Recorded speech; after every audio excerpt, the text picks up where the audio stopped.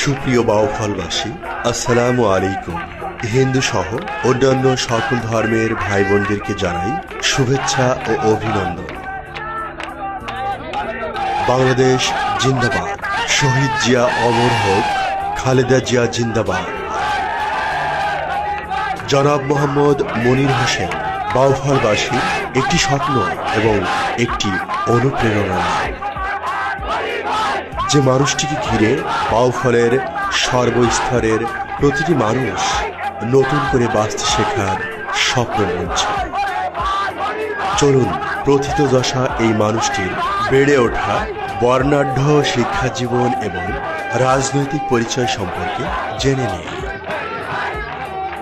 জনাব মোহাম্মদ মনির হোসেন 1963 সালের 31শে ডিসেম্বর বাউফল উপজেলার কাছিপাড়া গ্রামের এক সম্ভ্রান্ত মুসলিম পরিবারে জন্মগ্রহণ করেন। পিতা আলহাজ মোহাম্মদ আব্দুর রশিদ চুন্নু মিয়া বিশিষ্ট রাজনীতিবিদ, ব্যবসায়ী, সমাজসেবক ও শিক্ষা অনুরাগী, যিনি প্রতিষ্ঠাতা কাছিপাড়া আব্দুর রশিদ মিয়া ডিগ্রি কলেজ ও কাছিপাড়া মাধ্যমিক বিদ্যালয়ের, আহ্বায়ক পটুয়াখালী জেলা বিএনপি, সিনিয়র সহ সভাপতি পটুয়াখালী জেলা বিএনপি এবং পটুয়াখালী জেলা বিএনপির প্রতিষ্ঠাকালীন অন্যতম সদস্য। মাতা মরহুমা খাদিজা বেগম।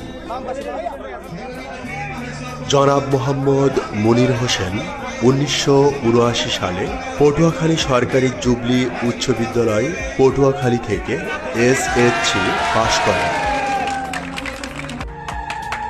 1981 সালে পটুয়াখালী সরকারি কলেজ পটুয়াখালী থেকে HSC পাশ করেন।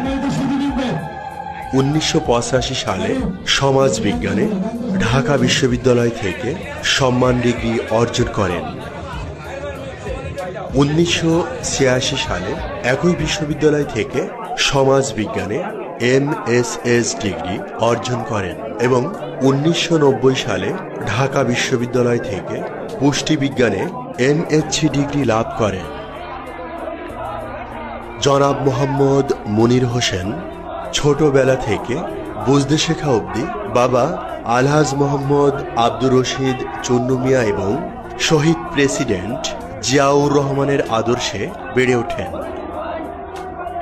তিনি বর্তমানে বাংলাদেশ জাতীয়বাদী দল জাতীয় নির্বাহী কমিটি বিএনপির সহ দপ্তর সম্পাদক, পটুয়াখালী জেলা বিএনপির সহ সভাপতি, সাবেক ভারপ্রাপ্ত সভাপতি জাতীয়বাদী স্বেচ্ছাসেবক দল কেন্দ্রীয় নির্বাহী কমিটি। তিনি 2010 থেকে 2017 সাল পর্যন্ত জাতীয়তাবাদী স্বেচ্ছাসেবক দল কেন্দ্রীয় নির্বাহী কমিটির সিনিয়র সহ সভাপতি হিসেবে দায়িত্ব পালন করেন। 2009 সালে বাউফল উপজেলা বিএনপির আহ্বায়ক হিসেবে দায়িত্ব পালন করেন। একই বছরে পটুয়াখালী জেলা বিএনপির যুগ্ম আহ্বায়ক হিসেবে দায়িত্ব পালন করেন। সে সময়ে তিনি পটুয়াখালী জেলা বিএনপির অন্যতম সদস্য ছিলেন। 1993 সালে বাংলাদেশ জাতীয়তাবাদী যুবদল কেন্দ্রীয় নির্বাহী কমিটি মির্জা আব্বাস এবং বাবু গহেশ্বর চন্দ্র রায় প্যানেলের অন্যতম সদস্য হিসেবে দায়িত্ব পালন করেন। 1990 সালে ঢাকা বিশ্ববিদ্যালয় কেন্দ্রীয় ছাত্র সংসদ আমান খোকন পরিষদের ডাকসু মিলনায়তন সম্পাদক হিসেবে গুরুত্বপূর্ণ দায়িত্ব পালন করেন। তিনি একই বছরে বাংলাদেশ জাতীয়তাবাদী ছাত্র দল কেন্দ্রীয় নির্বাহী কমিটি 31 সদস্য বিশিষ্ট আহ্বায়ক কমিটির অন্যতম সদস্য হিসেবে দায়িত্ব পালন করেন। 1989 সালে ঢাকা বিশ্ববিদ্যালয়ের ডাকসু নির্বাচনে সংগ্রাম পরিষদের বিরুদ্ধে একমাত্র ছাত্র দলের HM হল ছাত্র সংসদ ভিপি নির্বাচিত হন। 1987 সালে SM হল শাখা জাতীয়বাদী ছাত্র দল ঢাকা বিশ্ববিদ্যালয়ের সভাপতি নির্বাচিত হন। একই বছরে তিনি জাতীয়তাবাদী ছাত্র দল ঢাকা বিশ্ববিদ্যালয় শাখার সহ সভাপতি নির্বাচিত হন।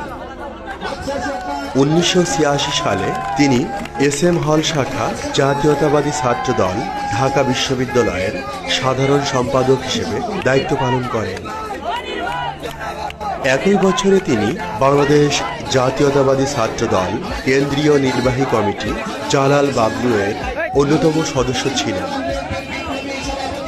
1985 সালে এস.এম. হল শাখা জাতীয়তাবাদী ছাত্র দল ঢাকা বিশ্ববিদ্যালয়ের সাংগঠনিক সম্পাদক হিসেবে দায়িত্ব পালন করেন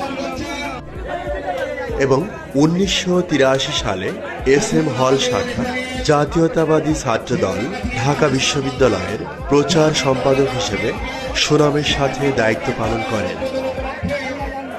তার এই বর্ণাঢ্য রাজনৈতিক জীবনে তিনি বারবার কারাবরণ করেছেন।